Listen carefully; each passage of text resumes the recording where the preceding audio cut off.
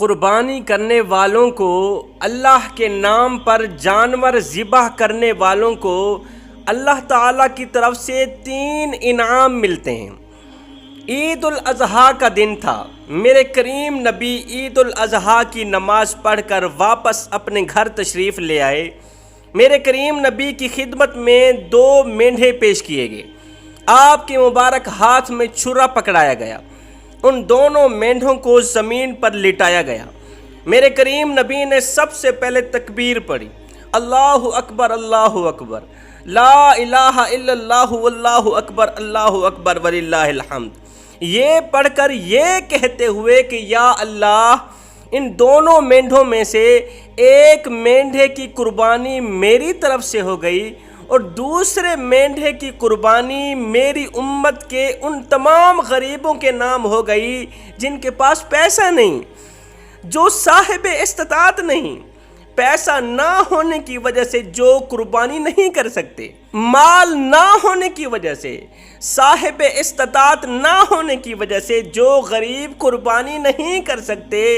ایک مینڈھے کی قربانی میری طرف سے ہو گئی، دوسرے مینڈھے کی قربانی میری امت کے ان تمام غریبوں کے لیے ہو گئی جن کے پاس مال نہیں، دولت نہیں، پیسہ نہیں۔ مالک میری قربانی اور میری امت کی قربانی اپنی پاک بارگاہ میں قبول فرما۔ یہ کہتے ہوئے اللہ کے رسول نے 2 مینڈھے ذبح کر دیے۔ ہائے میں قربان جاؤں، غریبوں تمہاری عظمت کو سلام، غریبوں تمہارے مقدر کو سلام کہ تمہارے نام کی قربانی اللہ کے محبوب نے دی، تمہارے نام کا بکرا اللہ کے محبوب نے خود اپنے ہاتھوں سے ذبح کیا ہے۔ حضرت مولانا جلال الدین رومی رحمۃ اللہ تعالی علیہ فرماتے ہیں جو شخص نیک نیت سے، خالص نیت سے قربانی کرتا ہے، بکرا یا دوسرا جانور ذبح کرتا ہے، تو اگلی قربانی تک اللہ تعالیٰ اس کے مال میں سے، رزق میں سے برکت کو ختم نہیں کرتا، اللہ تعالیٰ اسے رزق وسیع عطا کر دیتا ہے۔ قربانی کا جانور ذبح کر کے غریبوں کو گوشت کھلانا اللہ کی راہ میں دعوت کرنے کے برابر ہے۔ جو شخص اللہ کی راہ میں خرچ کرتا ہے، غریبوں کو کھلاتا ہے، یتیموں کو کھلاتا ہے، اللہ تعالیٰ اسے کبھی بھی محتاج نہیں کرتا، کسی کے آگے محتاج نہیں کرتا، اللہ تعالیٰ اسے رزق وسیع عطا کرتا ہے۔ حضرت سیدنا علی المرتضیٰ شیر خدا کرم اللہ وجہ الکریم فرماتے ہیں جو شخص نیک نیت سے قربانی کے لیے، اللہ رسول کی رضا کے لیے بکرا خریدتا ہے، بکرے کو ذبح کرتا ہے، تکبیر کہتے ہوئے اللہ اکبر لا الہ الا اللہ واللہ اکبر وللہ الحمد، تکبیر کہتے ہوئے جانور کو ذبح کرتا ہے۔ ذبح کرنے کے بعد اس کے گوشت کے 3 حصے بناتا ہے، ایک حصہ اپنے اور اپنے گھر والوں کے لیے رکھتا ہے، باقی 2 حصے غریبوں میں بانٹ دیتا ہے، غریبوں، یتیموں، مسکینوں میں تقسیم کر دیتا ہے، اپنے دوست، احباب، رشتہ داروں میں تقسیم کر دیتا ہے۔ فرماتے ہیں ایسے شخص کے لیے اللہ تعالیٰ نے 3 انعام رکھے ہیں،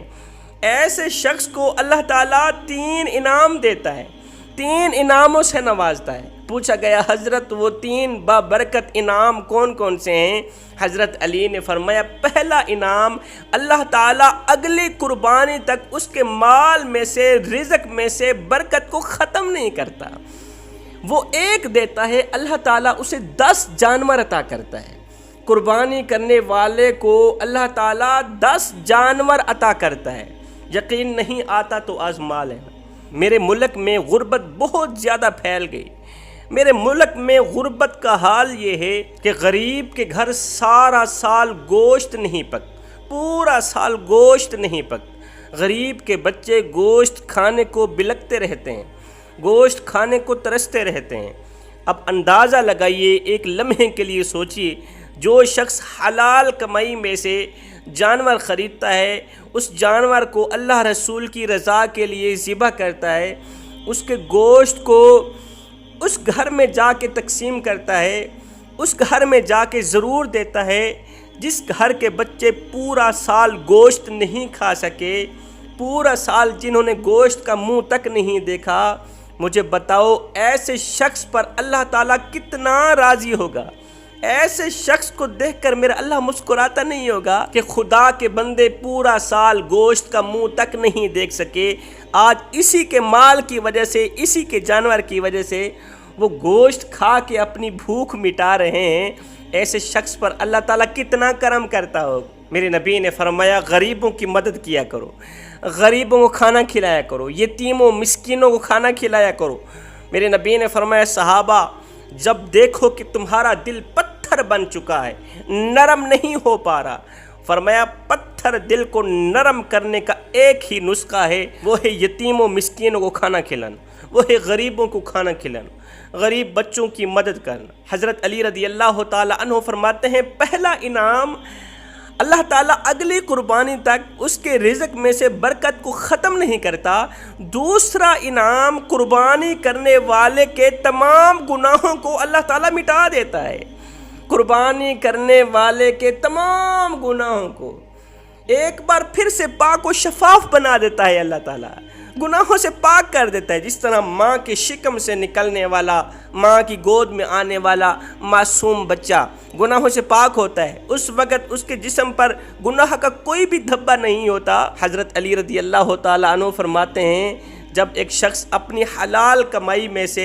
حلال پیسوں سے جانور خریدتا ہے، اللہ رسول کی رضا کے لیے خالص نیک نیت سے اسے ذبح کر کے قربان کرتا ہے، قربانی کے جانور کے گلے سے نکلا خون کا ایک قطرہ زمین پر بعد میں جاتا ہے، اللہ تعالیٰ اس کے تمام گناہوں کو پہلے سے ہی مٹا دیتا ہے۔ فرماتے ہیں تیسرا انعام اللہ تعالیٰ قیامت کے دن اس جانور کو ذبح کرنے والے کے پاس بھیجے گا، اس جانور کو ذبح کرنے والے شخص کے ہاں پیش کیا جائے گا، یہ ذبح کرنے والا شخص اپنے جانور کے اوپر سوار ہوگا، یہ جانور پل صراط کے اوپر بجلی کی طرح دوڑتا ہوا، بجلی کی طرح دوڑتا ہوا سیدھا جنت میں داخل ہو جائے گا۔ اس لیے تو اللہ کے رسول نے فرمایا